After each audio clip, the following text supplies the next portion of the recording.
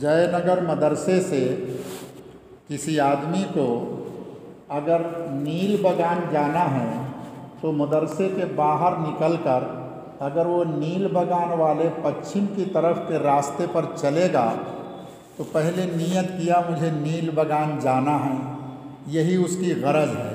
گاڑی کیوں چلا رہا ہے، سائیکل کیوں چلا رہا ہے؟ نیل بگان جانے کے لیے، اس کی غرض نیل بگان جانا ہے۔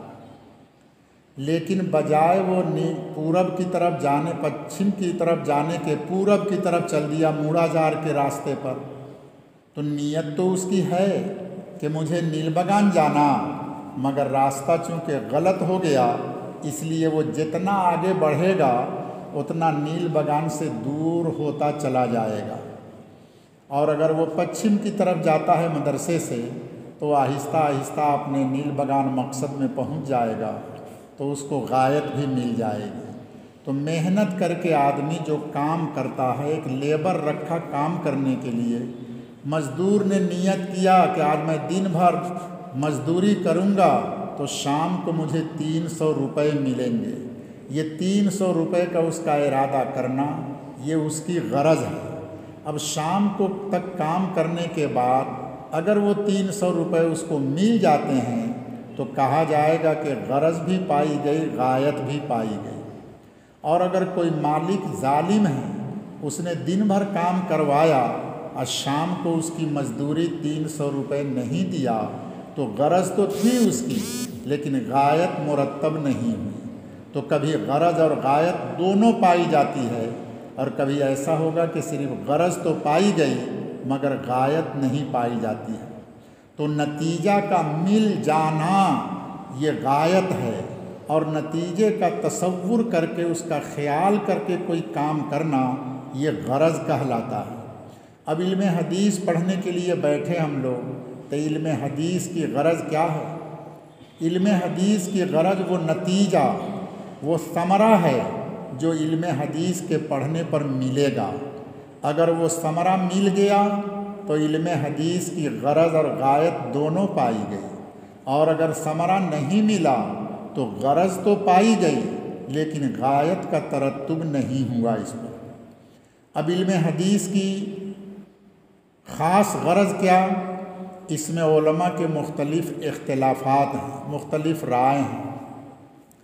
بعض لوگوں کی رائے یہ ہے کہ علم حدیث کی غرض و غایت وہ دعائیں اور وہ فضیلتیں حاصل کرنا ہیں جو اللہ کے نبی صلی اللہ علیہ وسلم نے حدیث پڑھنے پڑھانے والوں کے لیے بیان کی ہے۔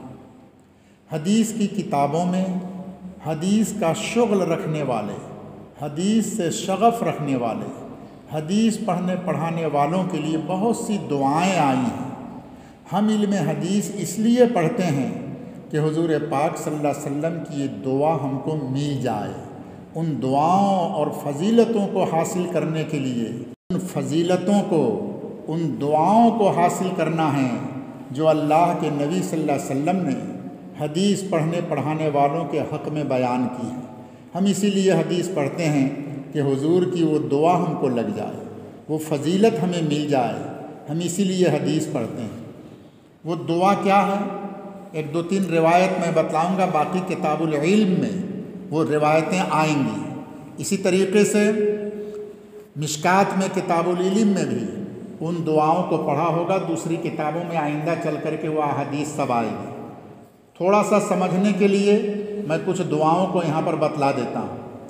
مشہور دعا ہے نضر اللہ امرأ سمع مقالتی فحفظها ووعاها واداها او کما قال صلی اللہ علیہ وسلم۔ اللہ تعالی خوش و خرم رکھے، سرسبز و شاداب رکھے اس آدمی کے چہرے کو جس آدمی نے میری حدیث کو سنا، پھر اس کو یاد کیا، پھر اس کو دوسروں تک پہنچا دیا۔ یہ دعا دے رہے ہیں اللہ تعالیٰ اس کے چہرے پر نضارت، تر و تازگی، نورانیت، روشنی رکھے، اس کو خوش و خرم رکھے اللہ تعالیٰ جو میری حدیث کو سنتا ہے اور سننے کے بعد یاد کرتا ہے اور پھر اس کو دوسروں تک پہنچاتا ہے۔ اب علم حدیث ہم اس لیے پڑھ رہے ہیں کہ اللہ کے نبی صلی اللہ علیہ وسلم کی یہ دعا ہم کو مل جائے کہ اللہ تعالی ہمیں بھی خوش و خرم رکھے، سرسبز و شاداب رکھے، بلاؤں مصیبتوں غم اور ہموم سے پاک رکھے۔ اس حدیث کی برکت سے اسی دعا کو حاصل کرنے کے لیے ہم یہ حدیث پڑھتے ہیں۔ ایک یہ دعا کی حدیث ہے۔ اس حدیث کے بارے میں تھوڑی سی بات بتلا دوں کہ اس حدیث میں اختلاف ہے کہ یہ جملہ دعائیہ ہے یا جملہ خبریہ ہے۔ نحومیر پڑھو گے تو دعا جو ہے وہ انشاء کی قسم ہے، اور خبر یہ جملہ خبریہ ہے، یہ خبر ہے ہمارا۔ یہ جملہ دعائیہ ہے یا جملہ خبریہ ہے؟ کچھ لوگوں کی رائے ہے کہ یہ جملہ دعائیہ ہے۔ اللہ کے نبی صلی اللہ علیہ وسلم دعا دے رہے ہیں، دعا فرما رہے ہیں کہ اللہ تعالیٰ جو بندہ قیامت تک میری حدیث کو پڑھے گا، سنے گا، یاد کرے گا، دوسروں کو پڑھائے گا، تو اللہ تعالیٰ اسے خوش و خرم رکھیں گے، سرسبز و شاداب رکھیں گے، اس کے چہرے پہ نور ہوگا، دل کے اندر فرحت اور سرور ہوگا۔ یہ دعا دے رہے ہیں۔ ایک دوسری روایت میں آتا ہے کہ نبی کی دعا مجاب ہے، مستجاب الدعوات ہوتے ہیں نبی کی دعائیں قبول ہوتی ہیں، لہذا حضور صلی اللہ علیہ وسلم نے یہ دعا دیا، یہ دعا ہمارے حق میں قبول ہوئی۔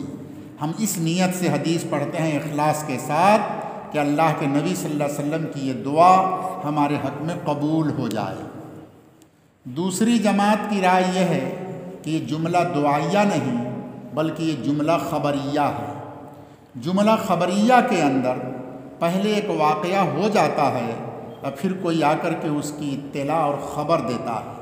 یہ خبر کبھی سچی بھی ہو سکتی ہے، خبر کبھی جھوٹی بھی ہو سکتی ہے، لیکن نبی پاک صلی اللہ علیہ وسلم کی جو خبر ہوگی یہ کبھی جھوٹی نہیں ہو سکتی ہے۔ نبی کی خبر سچی ہے، یہاں تک کہ کافر و مشرکین بھی جو آپ کے دشمن تھے وہ بھی آپ کو صادق اور امین کہا کرتے تھے، لہذا نبی پاک صلی اللہ علیہ وسلم کی خبر میں کذب کا احتمال نہیں ہے، جھوٹ کا احتمال نہیں۔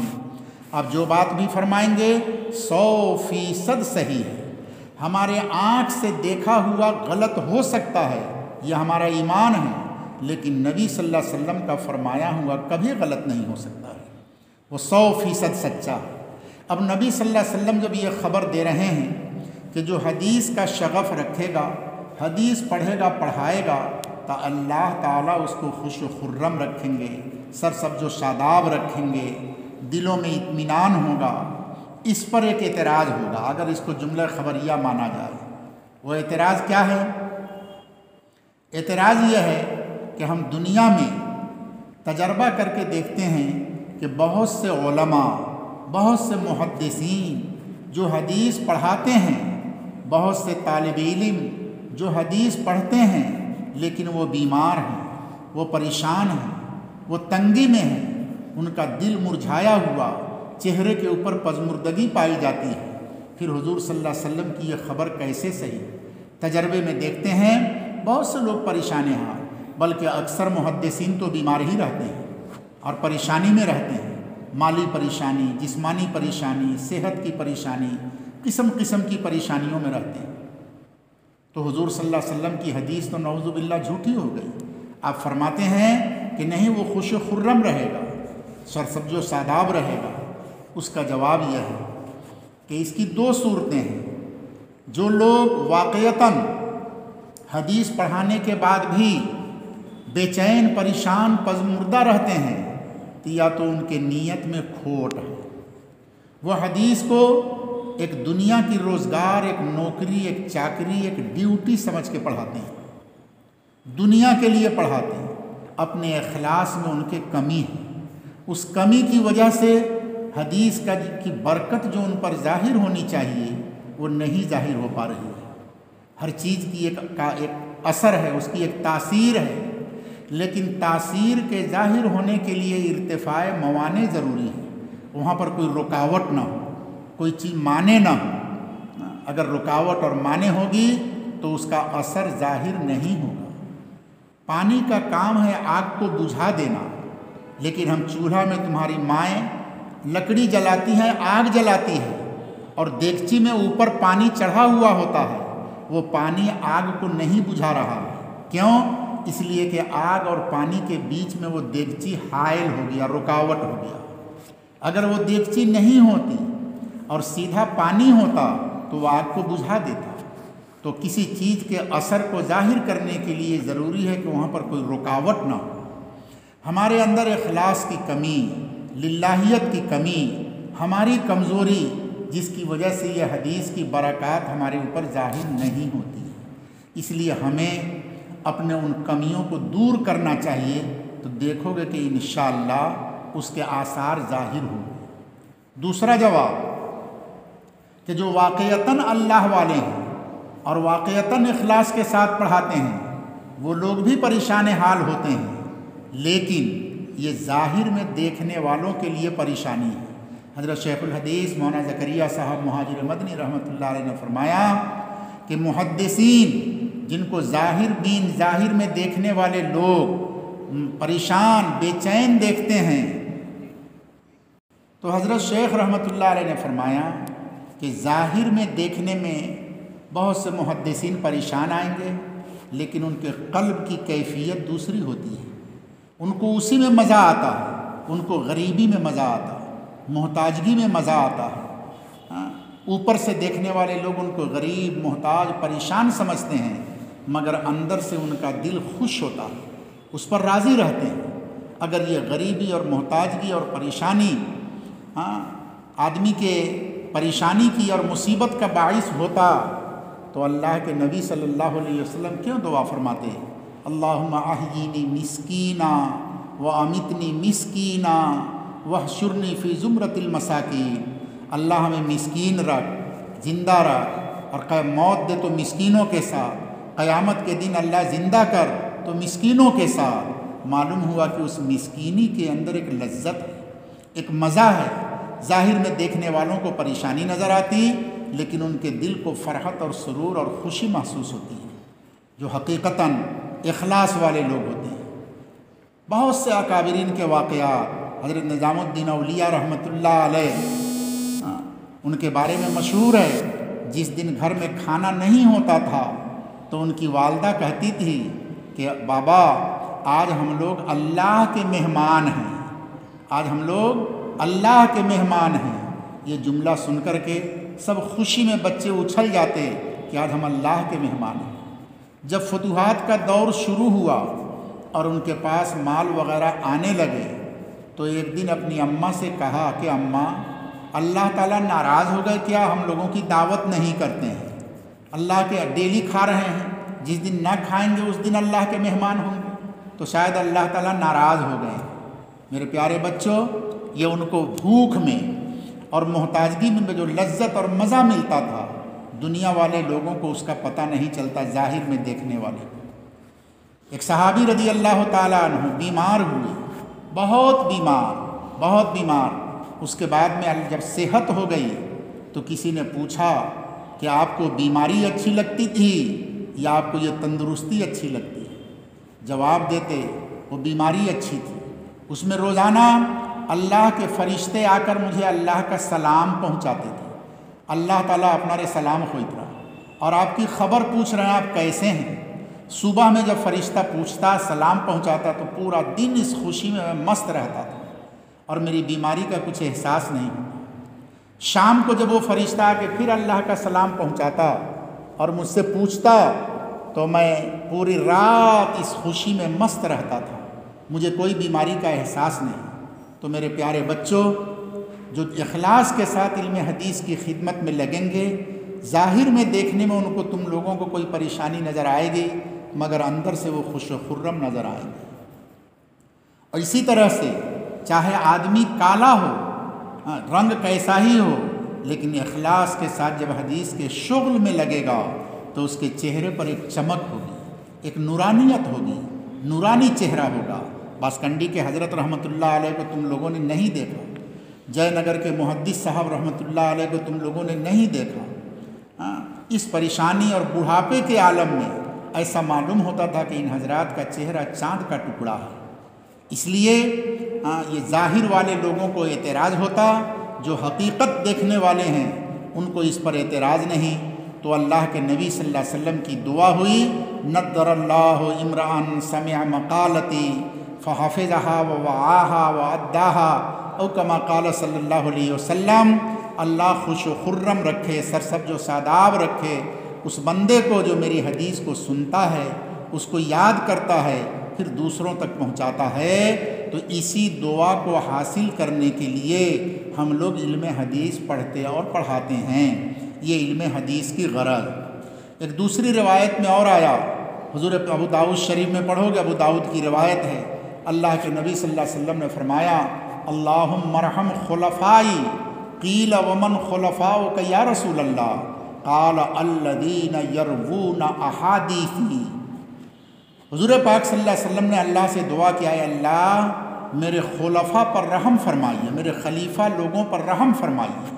جب اتنی بڑی دعا حضور کر رہے ہیں تو صحابہ کو سن کر تعجب ہوا کہ اللہ کے نبی کی زبان مبارک سے اور اتنی بڑی رحمت کی دعا نکل رہی ہے، یہ خلیفہ کون لوگ ہیں، ہم کو پوچھنا چاہیے۔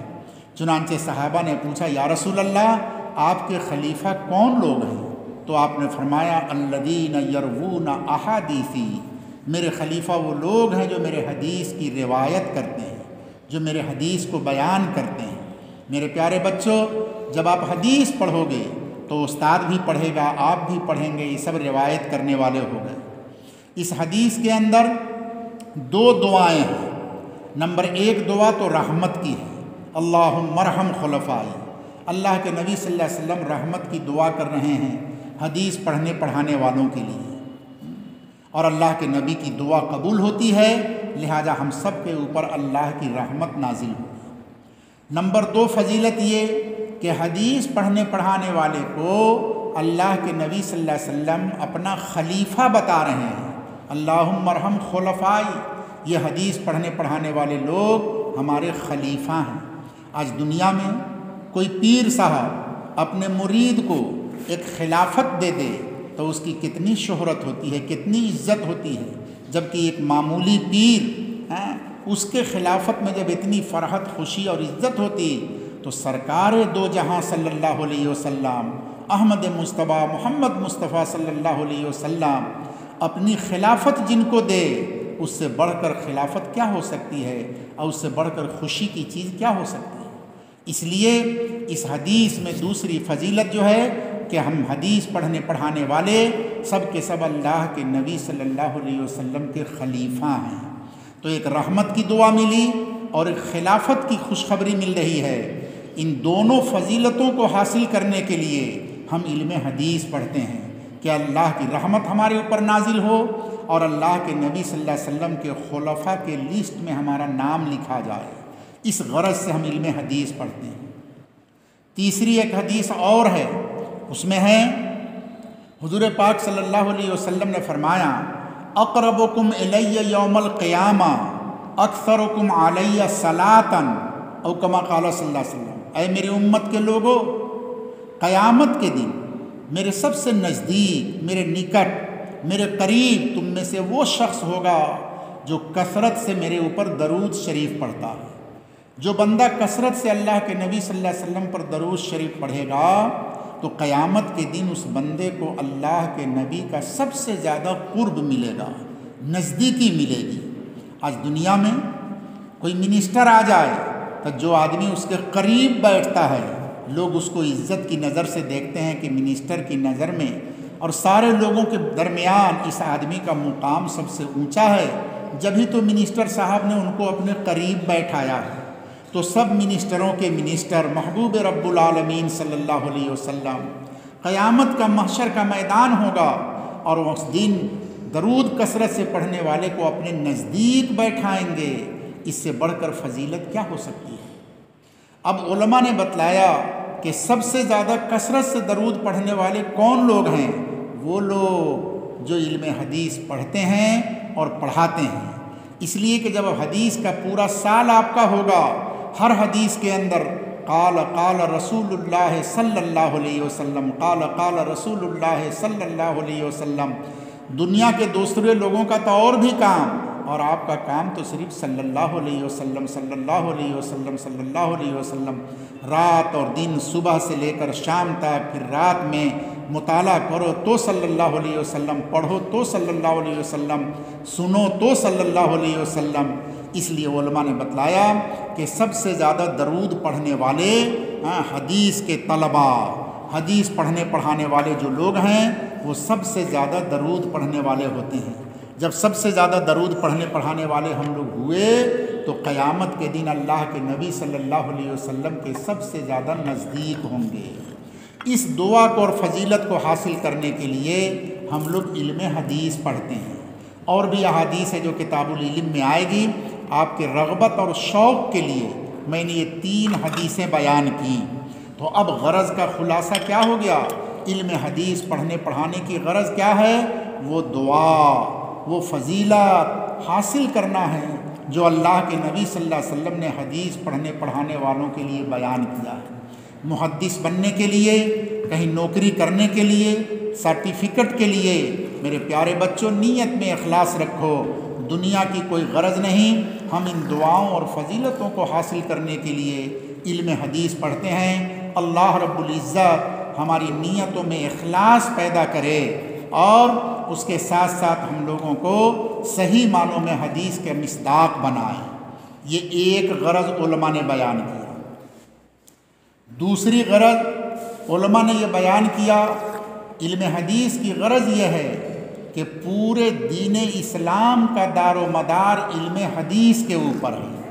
پورے دین اسلام کا دار و مدار علم حدیث کے اوپر ہے۔ ہم حدیث اس لیے پڑھتے ہیں کہ جب تک حدیث نہیں جانیں گے تو ہم دین کو نہیں سیکھ پائیں گے اور دین پر عمل نہیں کر پائیں گے۔ ہم اس لیے حدیث پڑھتے ہیں کہ پورے دین اور اسلام کا دار و مدار حدیث کے اوپر ہے۔ حدیث کے بغیر کوئی دین پر عمل نہیں کر سکتا ہے۔ ہم اس لیے علم حدیث کو پڑھتے ہیں۔ اس کی تفصیل تھوڑی سی یہ ہے کہ پورے دین کا دار و مدار تو قرآن کے اوپر ہے، اور قرآن پاک مجمل اور مبہم ہے۔ اکثر جگہ احکام کو تفصیل سے نہیں بیان کیا گیا، اشارات ہیں، اشارے میں سب احکام آئے ہیں اور حدیث کے ذریعے اس کی تشریح کی گئی ہے۔ اگر حدیث نہ ہو تو قرآن پہ عمل کرنا مشکل ہو جائے گا، لہٰذا قرآن پہ عمل کرنے کے لیے حدیث کی ضرورت ہے۔ حضور پاک صلی اللہ علیہ وسلم کو اللہ نے فرمایا لِتُبَيِّنَ لِلنَّاسِ، ہم نے قرآن آپ کے اوپر نازل کیا تاکہ آپ حدیث کے ذریعے ان قرآن کے احکام کو لوگوں کے سامنے بیان کریں۔ تو حدیث پاک قرآن پاک کی شرح ہے، اس کی وضاحت ہے، اس کا تبیان ہے، بیان ہے۔ جب تک حدیث نہیں ہوگی قرآن پہ عمل نہیں کیا جائے گا۔ قرآن پاک میں مطلقاً اقیموا الصلاۃ آیا، آتوا الزکوٰۃ آیا، نماز کی تفصیلات قرآن نے بیان نہیں کیا، کتنی نمازیں، کتنی رکعات، اور ہر رکعت کو پڑھنے کا تفصیلی طریقہ کیا ہے یہ قرآن نے بیان نہیں کیا۔ حضور پاک صلی اللہ علیہ وسلم نے حدیث کے ذریعے ان کی پوری تفصیلات کو بیان کیا ہے۔ لہٰذا ایک اقیم الصلاۃ کی تفسیر فقہ کی کتابوں میں اور اسی طریقے سے حدیث کی کتابوں میں پورا کتاب الصلاۃ ہے۔ پورا 100-200 صفحے کا کتاب الصلاۃ پڑھو گے تو قرآن کے ایک لفظ اقیم الصلاۃ کی وہ تفسیر ہے۔ آتوا الزکوٰۃ، قرآن پاک نے زکوٰۃ کا حکم دیا، مگر زکوٰۃ کی ساری تفصیلات کو قرآن نے نہیں بیان کیا۔ کتنے قسم کا مال، کون کون مال میں کتنا زکوٰۃ، کیا کیا شرائط زکوٰۃ کے لیے، قرآن پاک نے نہیں بیان کیا۔ حدیث کی کتابوں میں جب کتاب الزکوٰۃ پڑھو گے 100-200 صفحات کے اندر تو وہ سب کے سب آتوا الزکوٰۃ کی تفسیر، ایک لفظ کی تفسیر ہے۔ اسی طریقے سے تمام چیزیں، کتب علیکم الصیام، احل اللہ البیع وحرم الربا، نکاح، معاملات، تمام چیزوں کو قرآن نے تفصیل سے نہیں بیان کیا، ان کی ساری تفصیلات احادیث کے اندر ہے۔ حضور پاک صلی اللہ علیہ وسلم، ابو داؤد میں پڑھو گے، حضور پاک صلی اللہ علیہ وسلم نے فرمایا مجھے قرآن دیا گیا اور اسی کے مثل ایک اور چیز دی گئی جس کو حدیث کہا جاتا ہے۔ اللہ نے قرآن دیا اور قرآن کے مثل اللہ تعالیٰ نے آپ کو حدیث دیا، جس حدیث سے آپ قرآن کی شرح کرتے ہیں، تو دین کا دار و مدار قرآن پر، اور قرآن کا سمجھنا بغیر حدیث کے مشکل، حدیث کے ذریعے قرآن پہ عمل ہوگا، تو اب دین پر عمل حدیث کے ذریعے ہوگا۔ تو میرے بچوں، ہم علم حدیث اس لیے پڑھتے ہیں کہ علم حدیث یہ دین کا دار و مدار ہے۔ دین پر عمل کرنے کے لیے حدیث کی ضرورت ہے، اگر حدیث نہیں ہوگی تو قرآن پہ عمل کرنا مشکل ہو جائے گا۔ تو یہ دوسری غرض ہو گئی کہ ہم علم حدیث اس لیے پڑھتے ہیں کہ دین کی بنیاد، دین کا دار و مدار علم حدیث کے اوپر ہے۔ جب حدیث پڑھ لیں گے تو ہمیں دین پر عمل کرنا آسان ہو جائے گا۔ اللہ عالم بالصواب والموافق۔ تیسری غرض، حضرت شیخ زکریا صاحب رحمۃ اللہ علیہ مہاجر مدنی نے، میں نے بتلایا تھا لام اوجز وغیرہ کے مقدمے میں پڑھو گے تو حضرت نے وہاں پر لکھا ہے تفصیل سے۔ حضرت نے فرمایا، حضرت کے والد صاحب رحمۃ اللہ علیہ اور حضرت کی رائے یہ ہے کہ علم حدیث ہم اس لیے پڑھتے ہیں کہ حضور پاک صلی اللہ علیہ وسلم کا کلام ہے، اور حضور پاک صلی اللہ علیہ وسلم ہمارے محبوب ہیں۔ ہم حضور کے محب، آپ سے محبت کرنے والے، ہم حضور سے عشق کرنے والے ہیں۔ حدیث میں بتلایا، مشکات میں پڑھا ہوگا، لا یؤمن احدکم حتی اکون احب الیہ الی آخر الحدیث۔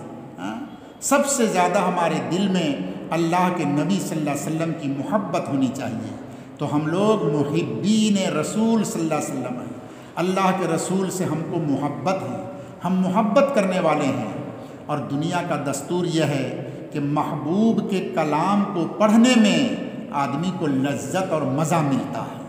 جب محبوب کے کلام کو پڑھنے میں لذت ملتا ہے، اسی لیے تم میں سے کوئی طالب علم کو کسی سے محبت ہو اور درسگاہ میں بیٹھے ہو اور جیب میں موبائل ہے، اور اسی وقت میں تمہارے دوست اور محبوب کا اگر فون آ جائے تو تم دیکھو گے تمہارے دل کے اندر بے چینی پیدا ہوگی۔ اب سبق میں دل نہیں لگے گا، بلکہ چھٹ پٹ کرو گے کہ کتنا جلدی حضور سبق بند کریں کہ اپنے محبوب کے کلام کو سنیں، اس کو پڑھیں، اس سے بات کریں۔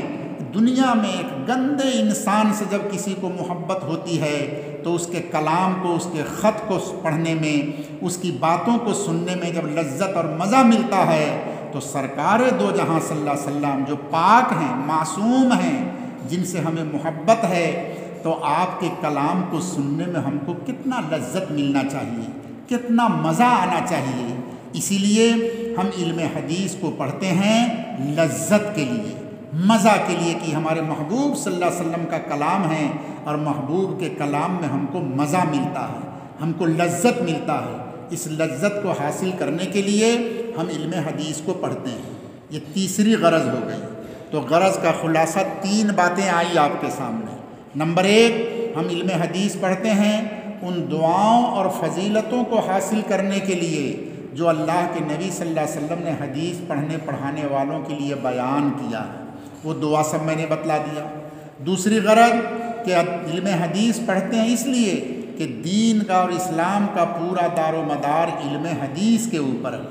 بغیر علم حدیث کے ہم دین نہیں سمجھ پائیں گے۔ قرآن مجمل ہے اور حدیث اس کی شرح ہے۔ ہم اس لیے حدیث پڑھتے ہیں کہ ہم دین سیکھیں اور دین پر عمل کریں۔ اور تیسری غرض بتلایا کہ علم حدیث ہم اس لیے پڑھتے ہیں کہ یہ ہمارے محبوب صلی اللہ علیہ وسلم کا کلام ہے، اور محبوب کے کلام کو پڑھنے میں ایک مزہ، ایک لذت ملتی ہے، اس لیے ہم محبوب کے کلام کو پڑھتے ہیں۔ حضرت شیخ رحمۃ اللہ علیہ جب پڑھاتے تھے تو اس موقع پر حضرت ایک قصہ سناتے تھے۔ حضرت جب اپنی کوئی رائے بیان کرتے، جب لام اوجز وغیرہ اور ترمذی کی شرح حضرت کی کوکب الدری ہے، اس میں حاشیہ حضرت کا ہے، جب اس کو پڑھو گے تو معلوم ہوگا کہیں کہیں پر حضرت اپنی رائے بیان کرتے ہیں۔ تو حضرت نے آپ بیتی میں لکھا ہے، حضرت کی ایک کتاب ہے آپ بیتی، وہ ہر عالم اور طالب علم کو پڑھنا چاہیے۔